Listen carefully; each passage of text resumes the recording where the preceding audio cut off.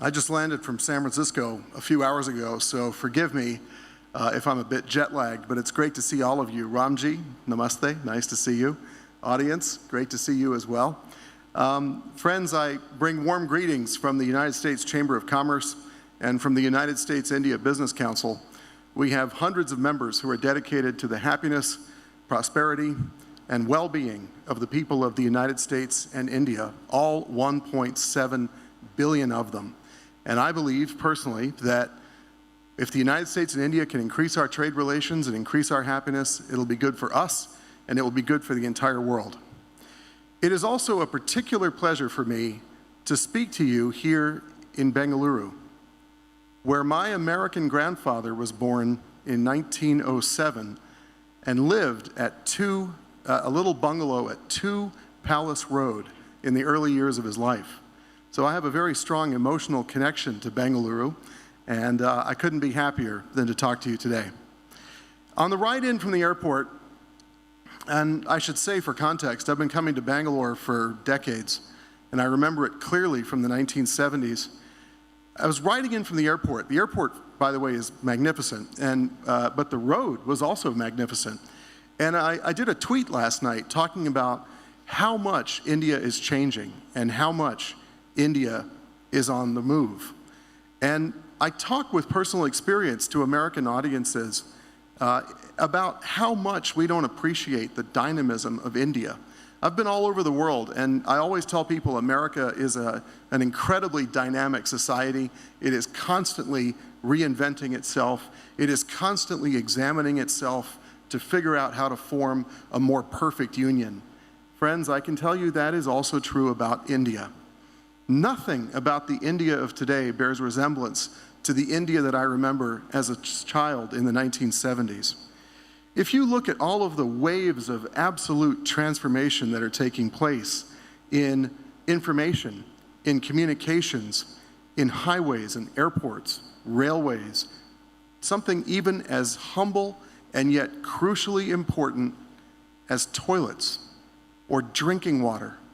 If you look at FinTech, if you look at the digital economy, you look at GST creating a national market, the Aadhaar card, food subsidies that have helped people through the pandemic, vaccines that have kept people healthy, and so much else besides. There is a sweeping revolution happening in India, and it is going to have an enormous positive impact on India, on America, and on the entire world. After centuries of disruption, India is returning, as Minister Hardeep said earlier, to its historic stature as one of the largest and most dynamic and prosperous economies on earth. Friends, I'm here to tell you the politics of prosperity seem resurgent at this moment in time. I saw this firsthand during my tenure as the U.S. Chargé d'Affaires in New Delhi last year, and I'm seeing it even more now as the President of the United States India Business Council. The recent dynamism of India is truly amazing to behold, and this conference is further evidence of that. Friends, I achieved what I wanted to in my diplomatic career. I feel very good about the transformation of U.S.-India relations. When I joined the career, and when I first started working on India, that was a relationship that I would argue to you was defined by obstacles. And now, my dear friends, that is a relationship between the United States and India that is defined by opportunity. We achieved so much between the U.S. and India working as partners in the past 20 years. I think back on the nuclear deal, on the counterterrorism joint working group, the trilat with Japan and India and the United States, the Quad, the Homeland Security Dialogue, our East Asia Dialogue, our development cooperation, our vaccine partnership, our space cooperation. The list goes on and on and on and on. Now that we have built that kind of robust partnership between the United States and India, and we have built the steel frame, the resilient steel frame of our relationship, the key now is to look at how we can achieve our full potential as the world's 2 greatest democracies. And this is where I think it is important to turn to the economic, commercial, and investment frame. My publicly stated vision, and it echoes President Biden's that he said earlier, is of $500 billion in trade in goods and services between the United States and India annually. Right now we're at about 150, so there is room for improvement and room for growth. What's amazing about the trade, however, is that it has grown mightily in the past few years, and it has every prospect of growing mightily in the future. Digital economic trade alone between the United States and India is over $100 billion, and it's climbing very, very fast. Friends, that digital trade, the digital economy trade, is the goose that lays the golden eggs between both of our countries. US and Indian digital economy companies dominate the top 10 list in that most dynamic field of economic endeavor. And my appeal to you would be that we make sure that we create the structures and the regulations and the legal framework to ensure the continued vitality and continued growth of the digital economy in the United States and India. I was in Palo Alto, what feels like yesterday for me, but was probably 3 days ago, at a fantastic event, another think tank event. And what's amazing about Palo Alto when you walk around is how many Indians you see. You see them everywhere, Indians and Indian Americans. And all through that entire geography south of San Francisco, from San Francisco down to San Jose, you can get Indian music on the radio, you can get Indian food everywhere. You will find the children of India, who are now many of them Americans, building that digital economy of the future and having already built the digital economy that has resulted in the sweeping transformation of our lives. So let's keep that goose laying the golden eggs. It's very, very important. In fact, you might argue that there's ample sense in having a digital services agreement between the United States, India, and other advanced high-trust economies that share our values. Friends, I don't need to tell you that India has unbelievable ability and potential. There was a certain era where my dad emigrated from India because that potential went untapped. But I firmly believe, I passionately believe, that India can fulfill its vision of a 10 or 15, or as Mr. Subramaniam said, maybe even $30 trillion economy by simply dismantling hurdles, by empowering the vast human talent of this great country, of empowering individuals, businesses, and society, removing roadblocks, and promulgating clear, predictable, best-in-world policies, laws, and regulations. On this, I'll make a personal comment. I was just in Singapore on the way here, and I met with American and Indian companies who are members of the US-India Business Council, and they told me how Singapore is so enabling, how their policy environment, their regulatory environment is always designed toward being as competitive as possible. And as a result, the world has beat a path to the door of Singapore. There are hundreds of American companies there. There's more investment by the United States in Singapore than in the rest of ASEAN combined. So there's a lesson in that regulatory environment, the old saying being, if you build it, they will come. And I hope that in India, you will build that framework so that you can capture the full advantage of India's rise at this current moment. My feeling, friends, is that red tape should yield to red carpet. Policies like Make in India and the production-linked incentives indicate a profound shift in official thinking, a positive shift. And although our member companies still view India as very complex, extremely complex, and challenging as an investment destination at some times, they realize the sheer potential of India, and they appreciate sincerely the values of India, they appreciate the human talent of India, and they, I think, look to India as a trusted partner and friend in so many different ways. I would like to lay out, therefore, a challenge. It's been very admirable to see India's rise through the list of countries in the Ease of Doing Business Index, and that requires hard work, lots of hard work.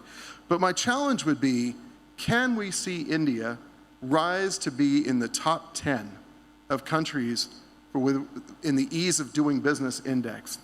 If India were in that top 10, the trillions and trillions of dollars that are looking for safe investment destinations would flock to India and would help advance that vision of a 10 or 20 trillion dollar economy that much faster. It's been loud and clear in all of my meetings on Wall Street, in Silicon Valley, in Washington, in Singapore, in Delhi, and in Bangalore, and hopefully in a couple days in Mumbai, that corporates are very optimistic about India's growth trajectory, that they have investable dollars available, and what they're looking for is a sound policy environment.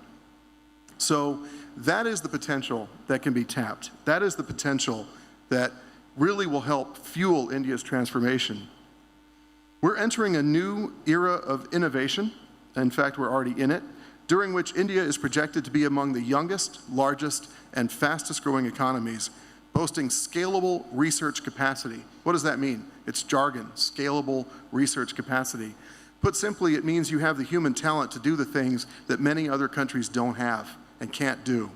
You have hundreds of thousands, if not millions, of the most educated people that have the skills that the tech economy needs, desperately needs. India also has really strong corporate management. It has, not only beyond the tech talent pool, hundreds of millions of people and very attractive demographics.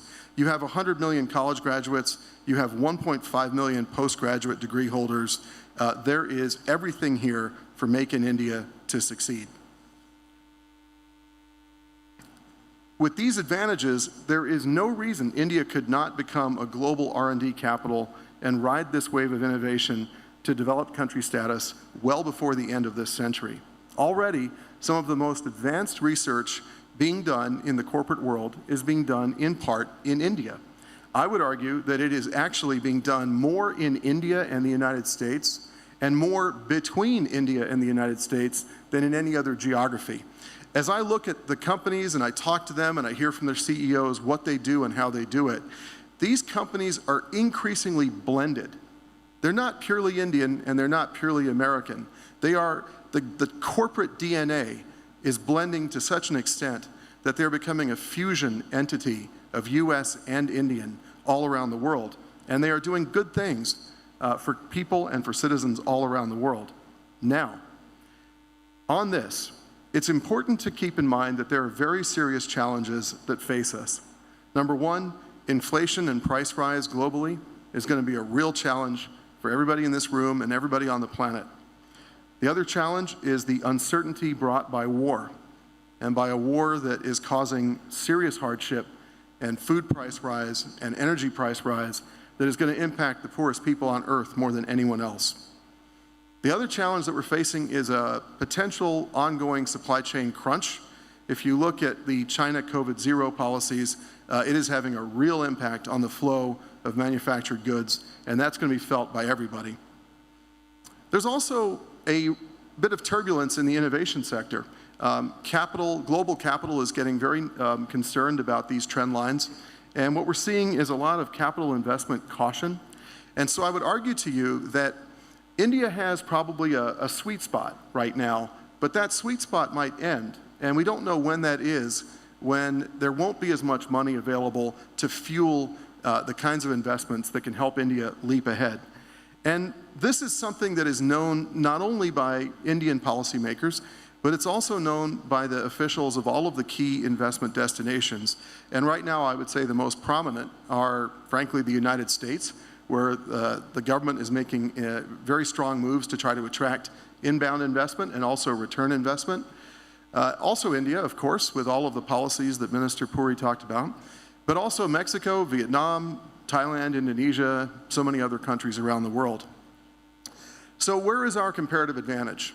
Simply put, we're democracies. We have a quad partnership that is built to last and is going to have a very positive impact, not only on the United States and India, but on the people of the entire Indo-Pacific and the entire world. We are resilient. We are resilient, free, and high-trust societies. And we can leverage that strength in any number of ways to power the entire world out of the pandemic, out of the current moment of uncertainty and risk, and create a better future for all of the people of humanity. In particular, I think that we ought to focus on a few challenges. Number one, we can have a dispositive impact in building a dependable, resilient, free world supply chain for all of the things that we must have, the critical materials of fueling and powering and supporting innovation societies. Things like semiconductors and rare earths and much else besides that we are going to need to power a clean energy revolution for a better future for humanity. I also think we ought to create frameworks for the development of emerging technologies. There ought to be tech convergence between America and India and other high-trust partners on things that are really important for the future. Artificial intelligence, 5G, 6G, quantum computing, outer space, and so much else besides. These things are critical, and our innovation as Quad partners will power the entire world's development and approach to tech design and governance. And that leads me to my last thought, which I will issue again, is a call for all of us to use our sheer strength and resilience as free and innovative societies to empower all of our people and the world to power us to a greater era of freedom, prosperity, health, and happiness. The United States India Business Council, part of the United States Chamber of Commerce, believes passionately in the Founding Fathers' vision of life, liberty, and the pursuit of happiness. Thank you all very much.